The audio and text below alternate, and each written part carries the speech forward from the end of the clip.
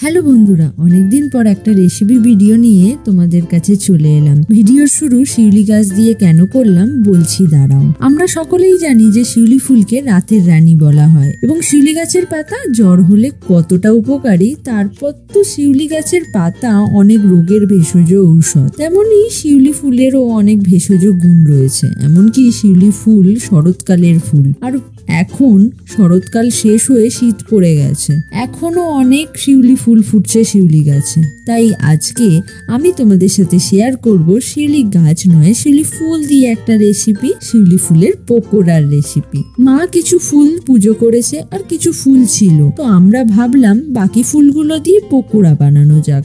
তো আমরা ফুলগুলো নিয়ে ভালো করে ধুয়ে নিয়ে একটা পাত্রে পরিমাণ মতো বেসন, নুন, লঙ্কা গুঁড়ো, চিনি, হলুদ, অ্যারারুট, টমেটো সস, কালো জিরে, আদা কুচি, লঙ্কা কুচি দিয়ে সামান্য গরম জল দিয়ে ব্যাটার করে কিছুক্ষণ রেস্টে রেখে দিয়েছিলাম। তারপর একটু একটু করে ফুলগুলো দিয়ে ব্যাটারের সাথে মাখিয়ে নিয়ে গরম তেলে আস্তে আস্তে একটা একটা করে ভালো করে ভেজে নেব।